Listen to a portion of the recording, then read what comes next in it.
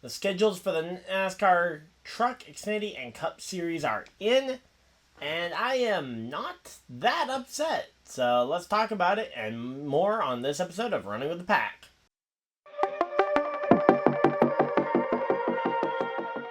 Alright, so NASCAR's schedule has dropped. We're going to go through it. Not necessarily going to touch on every race, mainly because there are some races where it's just another race. But I want to highlight a couple of key ones. And we're going to start off by talking about the clash at Bowman Gray Stadium. And as some of you guys may know, I was a big proponent of the clash at the Coliseum over the last 3 years that they've been doing it. I am not exactly a big fan here, and I will let you guys know why. So, Bowman Gray Stadium absolutely is a historic racetrack, but the reason why I feel like the LA Coliseum worked so well for what it was, which was an exhibition race to get the NASCAR in front of more people, you had the fact that you were racing right in downtown LA, a market that really doesn't get NASCAR all that often, especially right now while Auto Club Speedway is under construction for its reconfiguration, which should maybe come at some point. So I think that race, giving a race to Southern California was big. And I just feel like with moving it to Bowman Gray Stadium, I feel like you're missing the trick a little bit with what this race is supposed to be, which is the season opener. Try and get as many fans' eyes on the sport. Announce that, hey, we are back. NASCAR is back. And announcing that in the, not to try and make this sound too negative, but in the echo chamber that is North Carolina for NASCAR fans and the South, those people already, 99% of the time, those people already know when NASCAR is coming back, and especially the diehard fans, which there are many of down there, already know that, hey, NASCAR is back. Doing it in the middle of LA, you absolutely get a very different emphasis on that. You're right in a lot of people's backyard that don't normally follow NASCAR, don't kind of just know when NASCAR is. So I think that's a big trick that Bowman Gray Stadium will struggle to keep up with.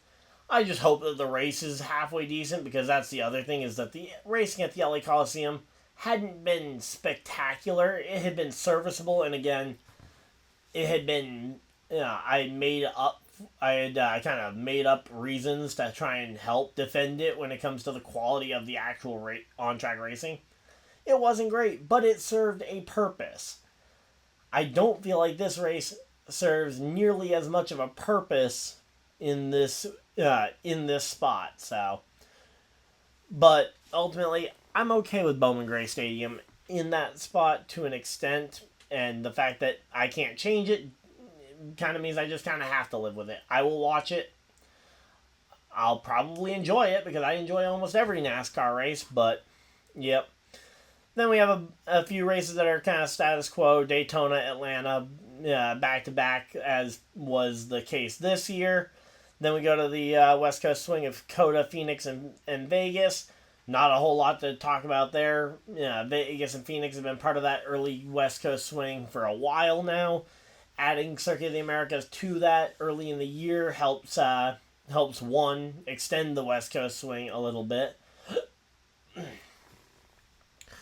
And also just helps space out the races in the Southeast, because that early in the year, you can't race everywhere around the country when it comes to finding places that you can actually race in the United States.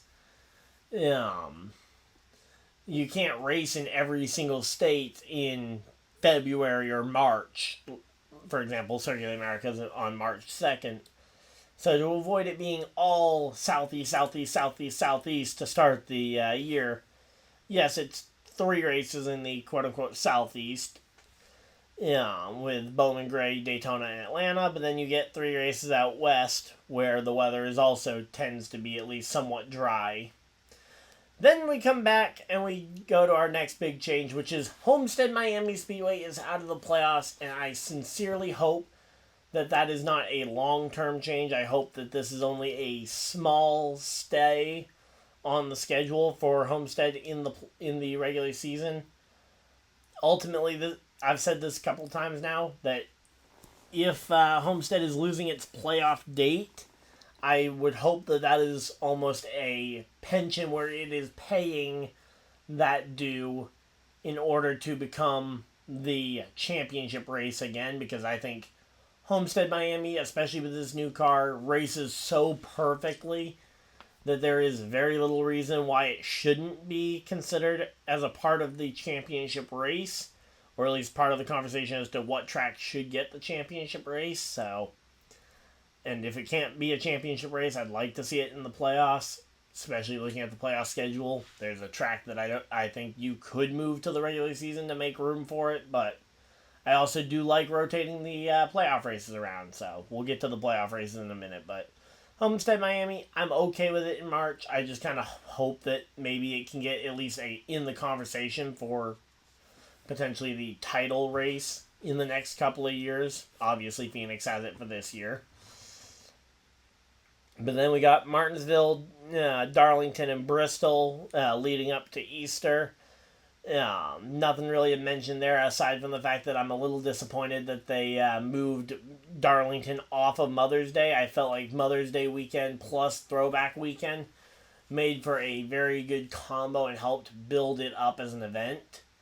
Now, maybe if you can market whatever race you put on the schedule for Mother's Day into a better spot, or if you went and moved that to a Saturday night for the Mother's Day race, I think you can win me back there a bit. But as of right now, I kind of wish Darlington had stayed on Mother's Day, but ultimately those 3 races, no real changes. And then we go to the first and only listed off week in the NASCAR schedule, which is Sunday, April 20th, Easter Sunday weekend. But don't worry, if you're a NASCAR fan and you aren't busy on Easter weekend, first off, you probably should be. But that's neither here nor there. There is still some on-track racing at a historic NASCAR venue for the Truck and Xfinity Series. They will be having a double-header weekend at Rockingham Speedway in North Carolina on Easter weekend. I think that is a great way to take advantage of Easter, especially if you're not going to race the Cup Series on Easter Sunday like they've done the last couple of years. I think having the Xfinity and trucks having a standalone race at Rockingham there, I think works beautifully for that off weekend. And the off week for the Cup Series allows for you to start building up the hype and the interest in the following race, which is Talladega Superspeedway. Having an off week before that, again, assuming that they're using it to hype up that race, I think that is absolutely an okay decision. And again, I want to see hype around every single NASCAR race, but in particular, if you can hype up your races like Talladega, your crown jewels like Coca-Cola 600 and Brickyard 400, if you can hype those up, I think that makes it even better. Then we go into Texas and Kansas, 2.5 miles to bring us to the All-Star race. I think that is A-okay there. No real complaints. And then we've got the North Wilkesboro All-Star race. Again, that's kind of just as per standard. I might like to start seeing them start to rotate it around. I think Bowman, if you can fit enough of a field at Bowman Gray for the All-Star race, I'd like to see maybe Bowman Gray, Rockingham, and North Wilkesboro basically rotate the All-Star date, because all 3 of those tracks are very similar. They're all in North Carolina. They're all very much catering to the older, more experienced NASCAR fan. I think that is the right spot for it. So that would be my only comment or concern on that one. and it's the last Fox race of the season before we head on to the Amazon Prime portion of the season. So, all in all, Fox's part of the schedule, very solid. No real complaints, again, outside of Bowman Gray. Yeah, there really isn't much of a complaint in that first half of the season. Then we got Charlotte 600 over on Memorial Day weekend on Amazon Prime. No real surprise. We heard that coming for a couple of months now, that once Amazon Prime bought into the TV scheduling, that they were going to get one of the crown jewels. So Charlotte there. Then we go to Nashville and Michigan the next 2 weeks. Two very solid races, although racking up the mileage between those two. And the reason why I'm saying racking up the mileage is because after Michigan, NASCAR goes international as they head south of the border after being in Michigan. But NASCAR heads to Mexico and the Mexico City street circuit there.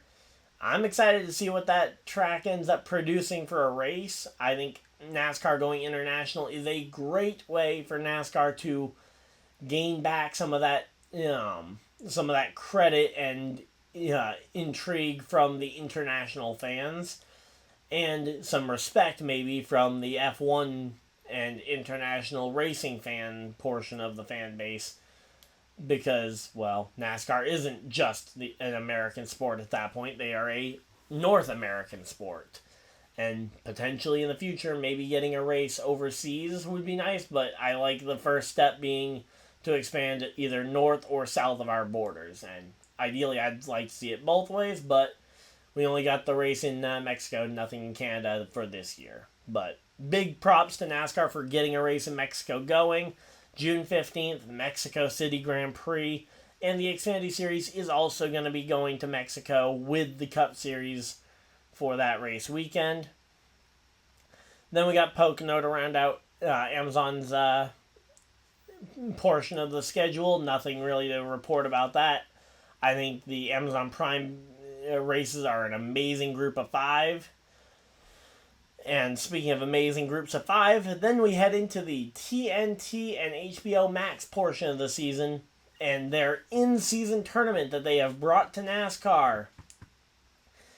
It sounded goofy, it sounded gimmicky. I have not looked into the exact format that they're going to be using to do it, but I would be lying if I said I hadn't looked at the idea of a potential for a NASCAR type tournament.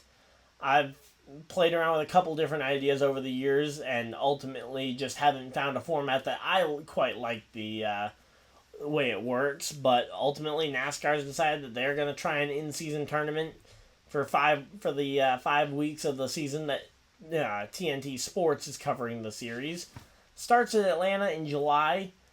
And that same weekend, the NASCAR Truck Series has a special race over at the Lime Rock Park up in Connecticut, up in my neck of the woods. Not sure if I'm going to be able to go to that race or not.